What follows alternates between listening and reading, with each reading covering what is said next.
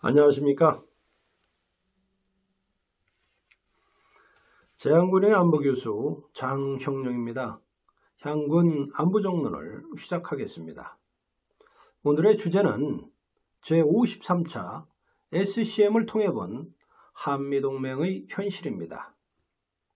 여러분, 한미동맹의 가치는 얼마나 될까요? 돈으로 환산은 가능한 걸까요? 이에 대한 답은 최대 3,041조 원입니다.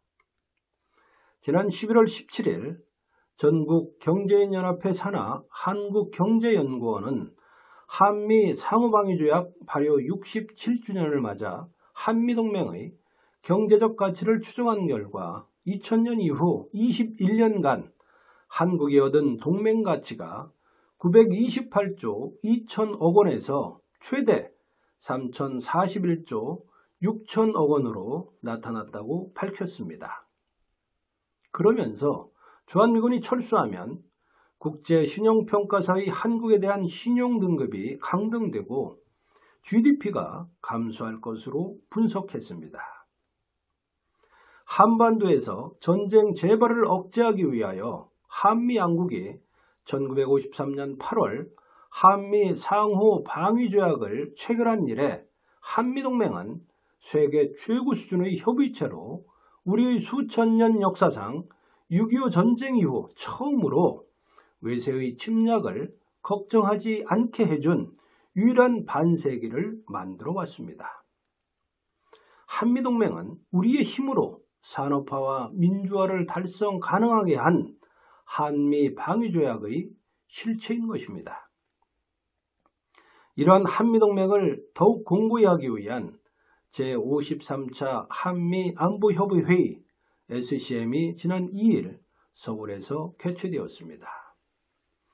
서욱 국방장관과 로이드 오스틴 미 국방장관이 공동 주재한 이 회의에서 먼저 눈길을 끈 것은 작년 공동성명에서 빠졌던 주한미군 관련 부분입니다. 양국 장관이 이날 SCM 회의 후 서명한 공동성명에서 대한민국의 방어를 위해 주한미군의 현 전력 수준을 지속 유지한다고 명시한 것입니다. 지난해에는 방위비 분담금 문제로 한미 간 오랜 갈등을 겪는 상황에서 이 문구가 빠지자 주한미군 감축 의도가 아니냐는 우려가 제기된 바 있습니다. 게다가 올해 바이든 행정부 출범 이후에도 미 상원과 하원에서 국방수권법에 주한미군 규모를 28,500명 미만으로 줄일 경우 예산을 사용하지 못하도록 한 감축 제한 규정이 삭제되면서 감축을 염두에 둔 것이라는 평가도 나온 바 있습니다. 그런데 지난 11월 29일 미국 국방부가 해외 주둔 미군 재배치에 대한 검토에서 주한미군을 현 수준으로 유지한다는 결과를 공개하였고 이번 SCM에서 이를 재확인한 것입니다. 우리 국민에게 큰 위협과 부담이 되는 북한에게 엄연히 존재하는 상황에서 연합 방위태세 강화에 대한 가시적 조치로 환영할 만한 일입니다. 더불어 양국 국방장관은 북한의 핵과 미사일 위협에 대응하여 새로운 전략기획지침 SPG를 승인했다고 밝혔습니다.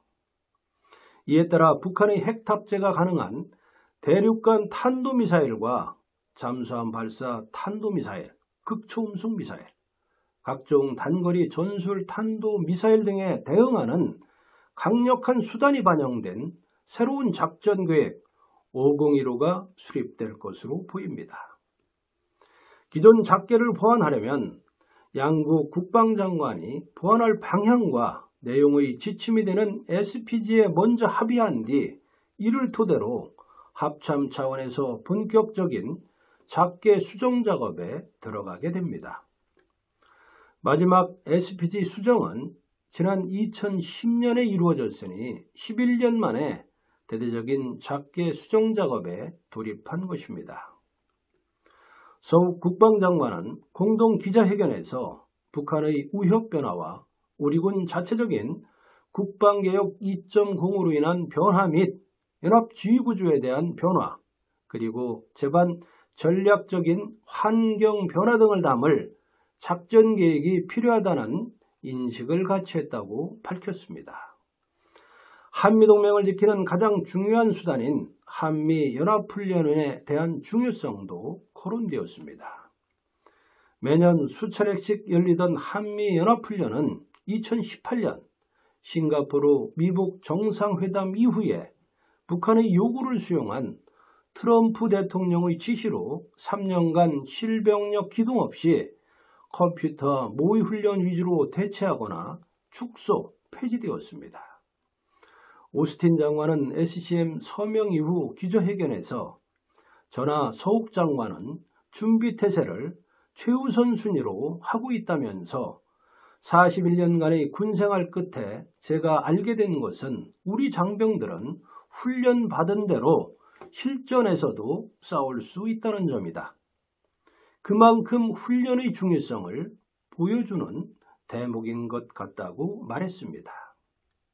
그는 또 우리의 목표는 여전히 한반도 비핵화라는 점에 대해서 변함이 없다면서 우리는 북한과의 외교를 추진하는 데 있어서 신중하고 실용적인 접근법을 계속 택하겠지만 이는 물론 강한 억제력과 강한 군사 준비태세로 뒷받침될 것이라고 언급했습니다. 이번 SCM에서 언급된 전시작전 통제권 전환과 관련해서도 한미연합훈련 시행은 중요합니다. 내년에 미래연합사 완전 운영능력 FOC 평가를 시행키로 했다는 발표와 관련하여 오스틴 장관은 내년 후반기 연합지휘소 훈련 간의 미래연합사의 FOC를 평가하기로 합의했다고 설명했습니다. FOC 평가는 전작권 전환 이후 한국군 사령관이 지휘하는 미래연합사령부의 운영능력 평가를 위한 3단계 평가 절차 중 2단계에 해당합니다. 한미연합훈련은 한반도에서의 전쟁을 억제하기 위해서 실전과 같은 훈련을 통해 전술 전기를 연마하는 중요한 훈련으로 연합방위태세 확립을 위해서는 굳건한 한미동맹 아래 지속적인 연습과 훈련이 필수적입니다. 한미 간 굳건한 신뢰를 통한 한미연합훈련이 정상적으로 시행되어야 전시 작전 통제권 전환 문제도 시기가 아닌 조건에 맞춰 이루어질 수 있습니다. 한편 이번 공동성명에 미국의 강력한 요청에 의해 처음으로 대만이 명시된 부분도 주목할 만한 대목입니다. 성명에서는 양국 장관은 지난 5월 한미 정상회담 공동성명에 반영된 대만 해협에서의 평화와 안정 유지의 중요성을 확인했다고 전했습니다. 이에 대해 박원곤 이화여대 북한학과 교수는 미국의 소리방송에서 이것은 한미 간 동맹 차원의 가장 상위의 군사 문서에서 확인했다는 것으로 이전과는 다른 메시지를 중국에 줄 수 있다고 했습니다. 오스틴 미 국방장관은 이날 SCM 회의 후 공동 기자회견에서 우리는 인도태평양 지역 내 규범을 기초로 한 국제 질서를 향한 의지를 강조했다며 중국의 미국뿐 아니라 동맹국들에 대한 위협에 대해 방어하고 억제할 수 있도록 노력하겠다고 말했습니다. 공동 성명에 따르면 오스틴 장관은 인도태평양 지역이 미 국방부의 최우선 전구라는 점에 주목했다고 밝혔습니다. 우리 국방부 관계자는 대만 해협 문구와 관련하여 올해 5월 개최된 한미 정상회담의 공동 성명에 포함된 문안을 재인용한 것으로 군사적 함의를 갖는 것은 아니라고 설명했지만 미국의 인도태평양 전략이 대중국 견제를 주된 목적으로 한다는 것은 널리 알려진 사실입니다. 이날 오스틴 장관이 우리는 미국뿐만 아니라 미국의 동맹 국가들에게 향하는 중국으로부터의 모든 위협에 대해서 이를 방어하고 억제할 수 있도록 노력할 것이라고 말한 것도 이를 뒷받침하고 있습니다. 안보 전문가들은 이번 SCM에서 한미 군 당국의 작게 최신화 조치가 발표되고 대만이 명시되면서 향후 북한과 중국의 거센 반발이 예상된다고 전망했습니다. 그럼에도 불구하고 이번 한미 안보협의 회의는 한국 안보에 대한 분명한 지향점을 설정했다는데 중요한 의미를 갖고 있으며 이제 안보와 국익 차원에서 협의 사항들이 순조롭게 이행되도록 철저히 준비하여 나아가야 합니다. 한미동맹은 전통적인 안보뿐만이 아니라 보건, 행정, 기후, 첨단 디지털 협약 등 모든 분야에서 포괄적 동맹관계로 진화하고 있습니다. 대다수의 한국인은 한미동맹을 긍정적으로 받아들이고 있습니다. 그런데 일부이긴 하지만 주한미군 철수나 한미동맹을 백지화하자며 한국이 안보 관련 문제는 미국으로부터 더 자주적이어야 한다는 주장이 있는 것도 사실입니다. 하지만 미국이 최근 아프간 전쟁을 공식 종료하며 국익우선 동맹이라는 대외 정책 기준을 제시한 것처럼 우리는 냉혹한 국제 질서를 직시해야만 합니다. 북한의 핵위협은 한반도를 넘어 일본과 미국까지 그 영향권에 포함되면서 단순한 현재의 위협일 뿐만 아니라 한반도 미래를 결정하는 중대 사안으로 작용하고 있습니다. 국가안보는 국가의 명운과 국민의 생존권이 걸린 문제입니다.